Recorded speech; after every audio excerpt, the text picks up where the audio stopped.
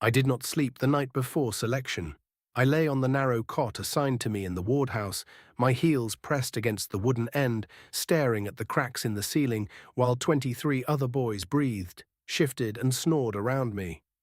Whenever I closed my eyes, I saw the testing circle glowing beneath my feet.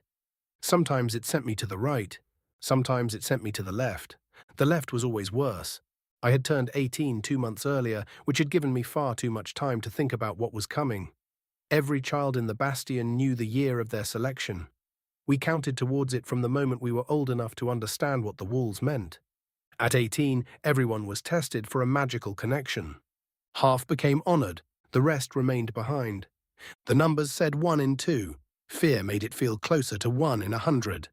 A boy coughed somewhere across the sleeping hall, another muttered in his dreams. Outside, boots struck the stone road as the night patrol made its final circuit before dawn. I rolled onto my side and faced the wall. Most of the other boys had families waiting for them. Parents who would have cooked one last meal, younger brothers and sisters who would have followed them around all evening. Friends who would pretend they were not afraid. I had the wardhouse. It was not a cruel place. The archive provided us with beds, clothes, food, and enough schooling to make us useful. Mistress Vale did what she could, but there were 24 boys in our sleeping hall, and only one of her. Blood sickness had made sure the wardhouse was always full. It had swept through our bastion 9 years earlier, spreading through the cramped sleeping quarters and filthy lower streets faster than the healers could contain it. Thousands died before the Glyphwrights learned how to stop it. Whole houses were emptied. Some streets lost half the people living in them. The wardhouse had filled so quickly that children slept on the archive floor while new rooms were built. My parents died within 3 days of each other. I remembered my mother's hand becoming cold in mine. I remembered being pulled away before they carried her body out. I remembered less of my father. That was all the family I had left. A mattress creaked behind me. "You awake?" Tarvin whispered. "No." "That explains why you answered." I turned over. Tarvin lay on the cot beside mine, his pale blonde hair sticking out in every direction. A pair of thin-framed glasses sat crooked across his nose, one lens pressed against the pillow. Master Orlan had made them for him during an archive lesson on essence 2 years earlier. They had started as an ordinary pair of reading glasses, but Orlan had etched a small glyph into each arm of the frame. The glyphs gathered what little light remained in the room and directed it through the lenses, allowing Tarvin to see clearly even after Mistress Vale lowered the lamps. They did not work in complete darkness. Tarvin had tested that several times, despite Orlan explaining it to him in advance. It meant he could continue reading long after the rest of us were expected to sleep. It also meant I regularly woke to find him sitting upright beside me, his lenses reflecting the faint glow of the last wardhouse lamp, while the rest of the sleeping hall remained dark. We had arrived at the wardhouse during the same winter. His parents had died during the final months of the blood sickness, when everyone had already begun believing the worst was over. We had spent 9 years sleeping an arm's length apart. Tarvin was quicker than me with numbers and could remember almost anything after reading it once. The archive instructors were forever praising him, while asking why I could not follow his example. I was better at lifting things. Together we had almost made one useful person. "Did you sleep?" I asked. "For several hours. You were snoring. That was someone else. There's a curtain of spit hanging from your mouth." He wiped his face with one hand. "That proves nothing." For a moment, neither of us said anything. "What do you think it feels like?" he asked. "What?" "The circle." I looked back towards the ceiling, like standing in a circle. "You know what I mean." "No." Tarvin was silent again. "What happens if one of us passes and the other doesn't?" It was the question we had avoided for months. "We both pass," I said. "That wasn't what I asked." "We both pass." Tarvin looked as though he wanted to argue, but footsteps sounded outside the hall. Mistress Vale opened the door and struck the side of it twice with the wooden spoon in her hand. "Up!" Several boys groaned. Anyone still lying down when I return will attend selection without breakfast. Every cot emptied. Mistress Vale was not an imposing woman, but she had spent 18 years supervising orphaned boys and had developed a voice that could stop a fight through 2 closed doors. We dressed in the grey wardhouse tunics set out for us the night before. Nobody needed to tell us which clothes to wear. They were the same clothes every wardhouse child wore to selection. Tarvin tried to flatten his hair with water from the wash basin. It only made the uneven parts shine. "You look worse now," I told him. "I look distinguished." "You look wet." Mistress Vale returned while we were pulling on our boots. She walked between the cots, straightening collars and checking faces. When she reached me, she paused. "You look terrible." I didn't sleep. Neither did anyone else. She pulled my collar flat with 2 sharp movements. "You'll do fine, Joren." She had said the same thing to every 18-year-old who had left our sleeping hall before me. Mistress Vale inspected Tarvin next. She stared at his hair. Tarvin smiled hopefully. Mistress Vale pressed her palm against the top of his head and forced the worst of it down. There, almost human. We followed her from the sleeping hall and into the wardhouse dining room. 4 long tables filled most of the chamber. Steam rose from clay bowls arranged along the benches. Mistress Vale had been awake before any of us, cooking enough breakfast for the 24 boys under her care.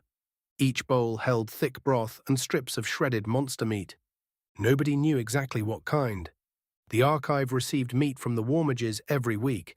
The better cuts went to officers, healers, and children too young to chew anything tough. The wardhouse received whatever remained after that. Most weeks, the meat tasted of salt and smoke. That morning, it tasted of nothing. I sat beside Tarvin and lifted a spoonful to my mouth.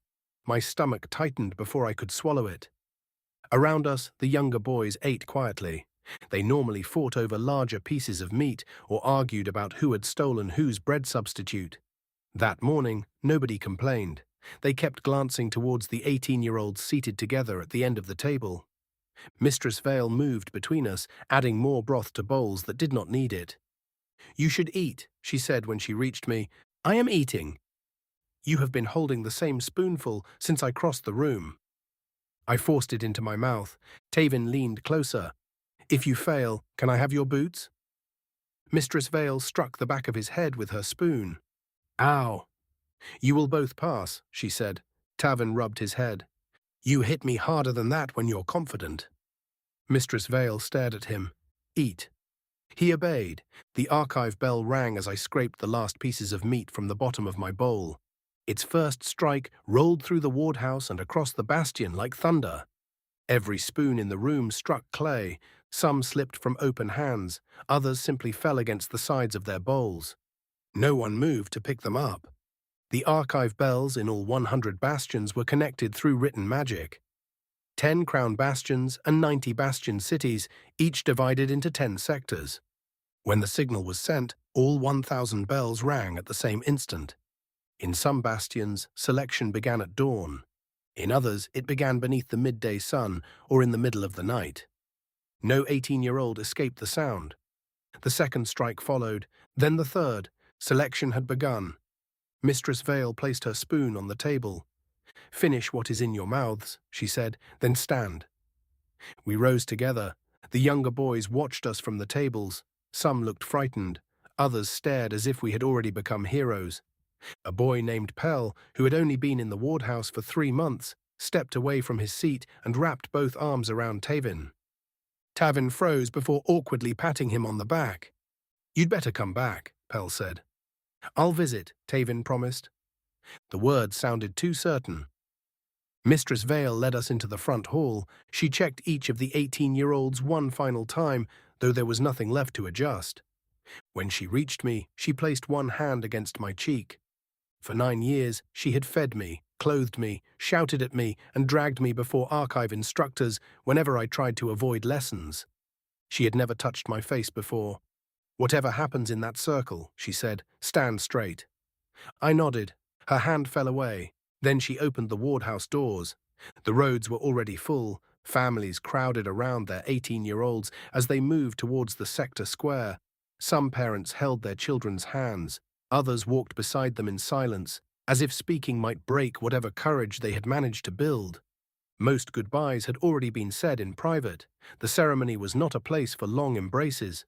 Once testing began, the honored were loaded into covered wagons and taken directly to the center of the bastion, where the Warmages lived and trained. Those sent right would not return home that evening. Those sent left might never leave the Bastion. People called those who failed necessary. They said remaining inside the walls was another form of service. Nobody believed it. Failure meant remaining inside the Bastion for the rest of my life. Beyond the walls, the world belonged to monsters. Ordinary people did not travel between cities. They did not leave to explore, trade, or find somewhere better. They worked, reproduced, and waited for the day their children might become honored. Long ago, the lords had tried encouraging the honored to have children with one another. It had changed nothing. Two honored were no more likely to produce a connected child than anyone else. The chance remained 1 in 2, so those who remained inside the bastions were expected to produce the generations that followed. Those without a magical connection could not survive outside. Even if the monsters did not find them, the corruption surrounding the rifts would eventually kill them. The honored were different. They could pass through corrupted land. They could walk beyond the gates. They could fight. They could reclaim the old world. Some came back to visit their families, though they never returned as the same people who had left. They arrived wearing armor made from monsters and carrying weapons worth more than entire streets. Children followed them through the markets and begged to hear stories about the lands beyond the walls. The returning Warmages rarely told them anything. They smiled when expected. They placed money into their parents' hands. They drank too much and stared at doorways as though something might come through them. Then they left again. Everyone still wanted to become one of them. Better to die beneath an open sky than spend a lifetime trapped behind stone. No law forced anyone onto the testing circle. Refusal was permitted. But those who refused lost the respect of everyone. They lost their work and whatever protection their family name had once provided. People called them cowards and traitors. Shopkeepers refused to serve them. Employers would not hire them. Stronger men sometimes beat them in the streets to punish their betrayal. Most refusers starved, but no one left the procession today. Our bastion was not one of the 10 crown bastions raised around the capitals of the surviving lords. It was one of the 90 smaller bastion cities built in the centuries after the monster waves destroyed 5 of the old kingdoms. Smaller was the word officials used. There was nothing small about it. The outer walls rose so high that they blocked the morning sun from half the eastern sectors. Reinforcement glyphs covered every stone, glowing faintly whenever monsters moved close enough to disturb them. I had lived inside those walls my entire life. I had never seen what lay beyond them. The 10th sector market square had been cleared for selection. Stalls and awnings had been removed the night before. Wooden barriers now divided the square into waiting areas, and 6 covered wagons stood along its northern edge. Nearly 400 candidates gathered in front of a raised stone platform. At its center lay the testing circle. Silver ink formed hundreds of symbols across the dark stone. They curved through one another with a precision no ordinary hand could have achieved. Tarvin leaned towards me. "Do you think that is actual silver? That is what worries you?" I was wondering how much it costs. If you fail, perhaps they'll let you scrape it off. He gave me a weak smile. A Glyphwright knelt beside the circle, inspecting its final markings. He wore the dark blue robes of the archive, with silver thread running along the cuffs. 2 heavy books rested on a stand beside him, while a smaller ledger floated open near his shoulder. I recognized him. Master Orphan had lectured us on written magic at the archive. He had taught Tarvin for 3 years and tried unsuccessfully to teach me for 1. Glyphwrights studied symbols, measurements, and the old magical laws preserved in books. They maintained the wards protecting the bastion, operated the conversion chambers, and used damaged monster materials to produce clothing, medicine, tools, and building supplies. Most monster meat was brought into the bastions as food. Hides, bones, cores, and recovered equipment were more valuable. Warmages consumed their essence to refill their magical reserves, while Glyphwrights directed that same power through written arrays.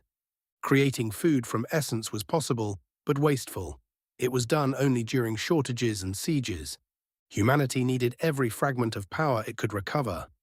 Beside Master Orphan stood a Warmage. He wore no robe. His armor was dark and scarred.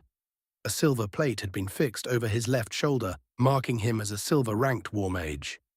Bronze, iron, copper, silver, gold, diamond. Every child knew the ranks. Bronze fighters filled the lowest companies and followed stronger groups beyond the walls.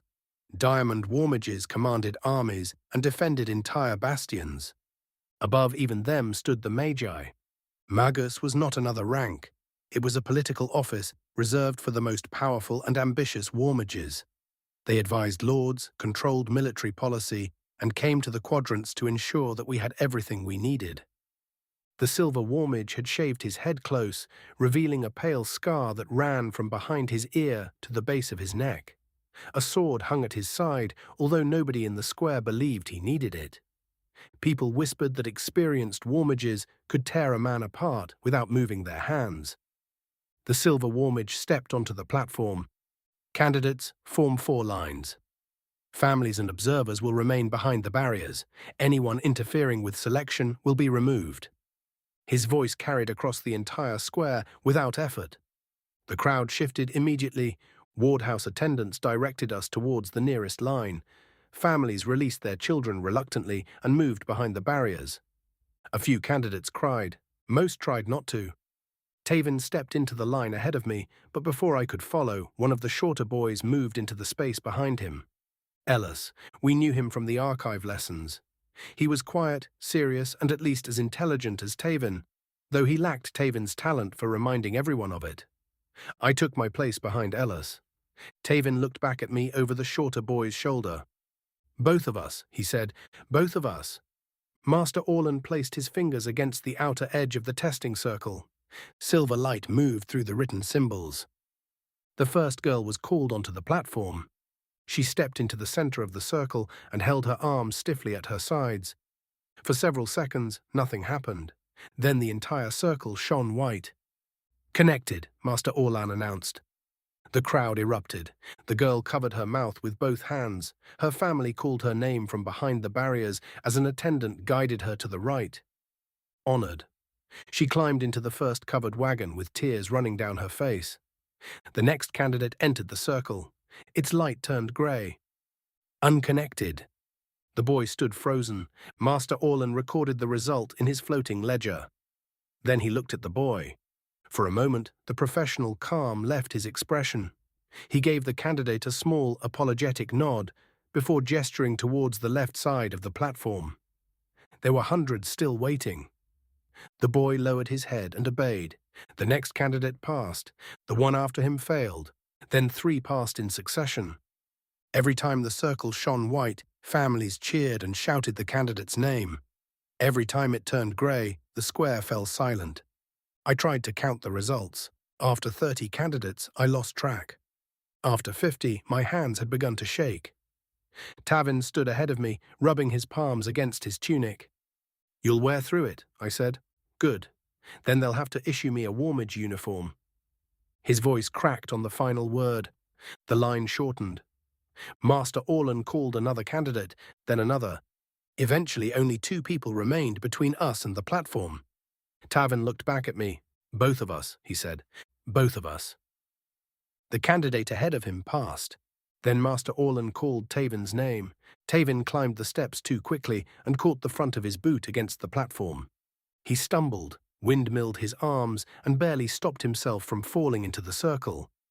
A few people laughed. Tarvin did not. He stepped into the center. Master Orphan placed 2 fingers against the circle.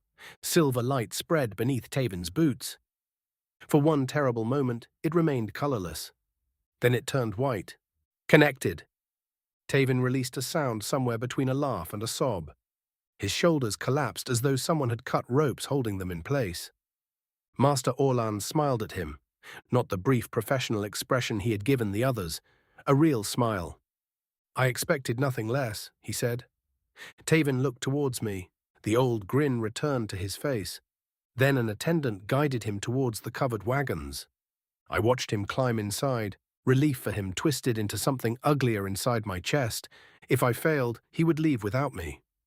Ellis remained between me and the platform. We had attended the same archive lessons, though we had rarely spoken. He was just as smart, if not smarter, than Tarvin. Ellis stepped into the circle. Grey light rose around his feet. Unconnected, Master Orphan announced. Ellis shook his head. No. Master Orlan began recording the result. There has to be a mistake. Master Orlan looked up. I am sorry, Ellis. Test me again. The circle does not make mistakes. I can become a Glyphwright. Ellis looked towards the waiting wagons. I studied every day. The silver Warmage moved closer. Ellis took a step away from him. Please, he said, I don't want to stay here. The Warmage placed one hand on his shoulder. Ellis flinched, but the man did not strike him. Your service has not ended, the Warmage said. I don't want that service. The honored need another generation to follow them. The Bastion cannot survive without either duty. Ellis began to cry. The silver Warmage did not drag him away. He kept one hand on the boy's shoulder and guided him towards the left side of the platform. 2 attendants met him there. Ellis's mother wept deeply somewhere behind me. Master Orlan turned towards me. He recognized me immediately. Joren. My legs refused to move. Someone behind me gave me a light push. I climbed the steps. The testing circle looked much larger from the platform. Every silver line had been drawn with such precision that I could not imagine a human hand creating it. Master Orlan watched me enter. You remember the instructions. Stand still. And? Do not touch the markings. You remembered something from my lessons after all. His voice was calm, but his eyes were kind. I stepped into the center of the circle. The silver Warmage watched from a few paces away. Master Orlan pressed his fingers against the outer ring. My heart hammered so violently that it hurt. The silver markings ignited. Light raced through the circle, winding beneath my feet and climbing around me in thin white threads. White. Relief struck me so hard that my knees nearly buckled. I was connected. I was honored. Then the light turned red. Master Orlan jerked his hand away. A sound like splitting ice cut through the square. A crack appeared beneath my right foot. It raced through the center of the testing circle, severing symbols as it went. More fractures followed, spreading through the stone platform in every direction. The red light surged once, then vanished. Nobody moved. The square had become so quiet that I could hear my own breath. Master Orlan stared at the broken circle. The silver Warmage stepped onto the platform. Again, he ordered. Redraw it. The lines were exact. Then why did it break? I don't know. Master Orlan's floating ledger shuddered. Its pages began turning by themselves until one stopped in front of him. 3 lines of red writing burned across the page.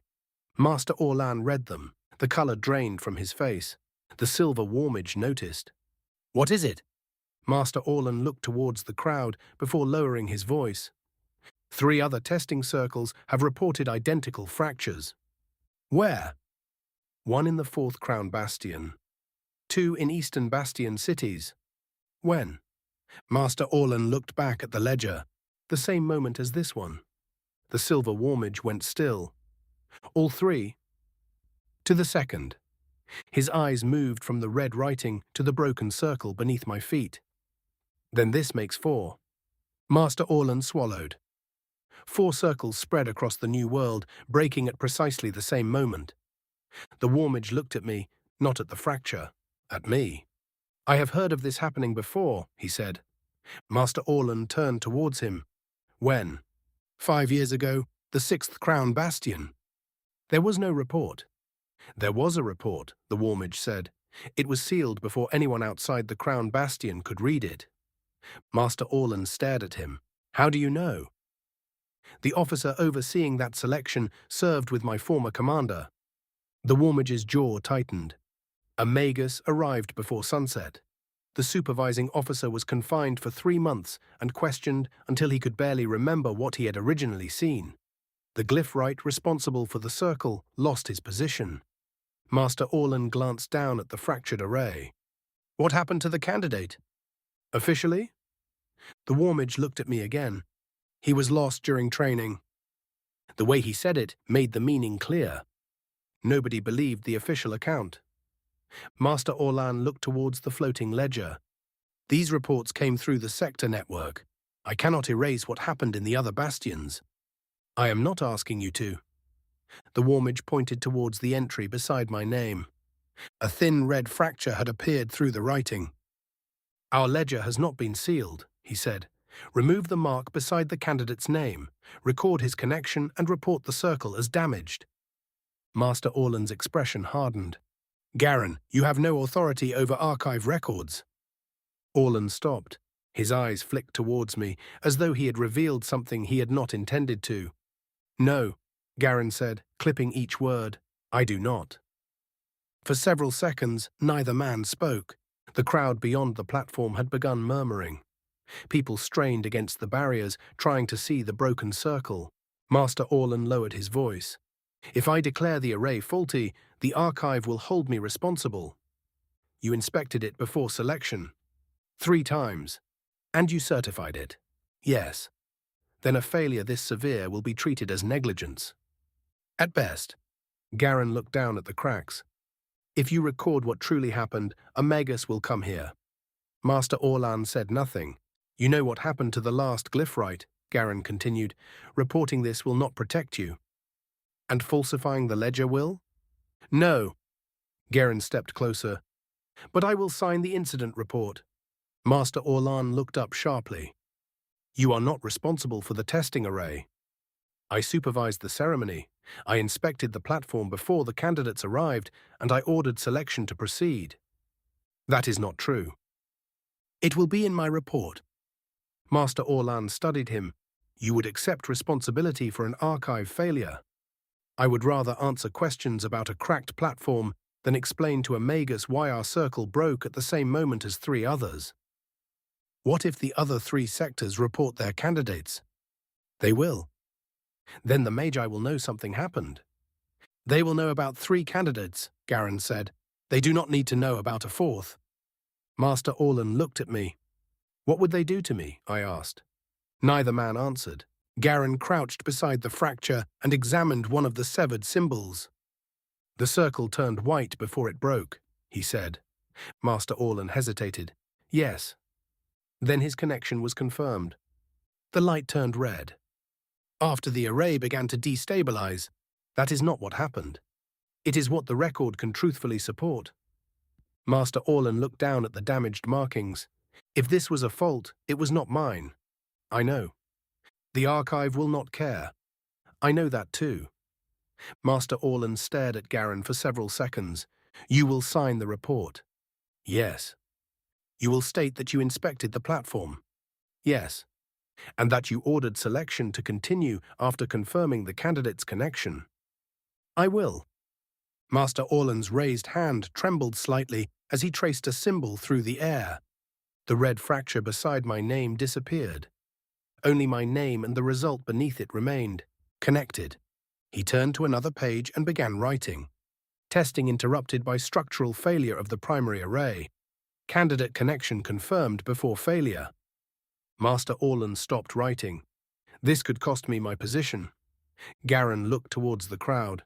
"The truth could cost you considerably more." Master Orlan completed the entry and closed the ledger. "I made this decision," he said. Garin nodded, "and I signed the report. If this is discovered, then we both believed the circle failed." Master Orlan's eyes moved towards me. "And him?" Garin stood. "He believes the same." I looked down at the fractured symbols beneath my feet. But it didn't fail. Garin stepped close enough that only Master Orlan and I could hear him. "A boy caused a testing circle to break in the 6th Crown Bastion 5 years ago. The officer who reported it was imprisoned. The Glyphwright lost everything. The boy disappeared." His eyes held mine. "Today, this circle failed." I understood what he was telling me. "The circle failed," I said. Garin faced the crowd. "A flaw has been discovered in the testing array," he announced. "The candidate's connection was confirmed before the failure. Selection will continue once the reserve circle is prepared." Murmurs spread through the square. Some people looked frightened. Others seemed annoyed by the delay. Nobody openly challenged a silver Warmage. Master Orlan covered the broken circle beneath a sheet of dull blue light. The fractures disappeared from view. Garin closed one hand around my upper arm and guided me towards the right side of the platform. "You will not discuss the red light," he said quietly. You will not mention the fracture or anything you heard here. What am I supposed to tell people? That your connection was confirmed and the circle broke afterward. And if a magus asks, Garen's grip tightened. Especially if a magus asks. We passed Master Orlan. He still looked pale. Joren, he said. I stopped. He glanced towards his closed ledger. You are honored. That is the only result recorded. Garen guided me towards the nearest wagon. The attendants opened the rear doors. Tarvin sat inside with 7 other honored. His grin appeared the moment he saw me. I climbed into the wagon. Thank you for sticking around and listening to Chapter 1 of The Bastion. If you'd like to hear more from this series, I'll be releasing a Part 2, which will contain Chapter 2 in a week.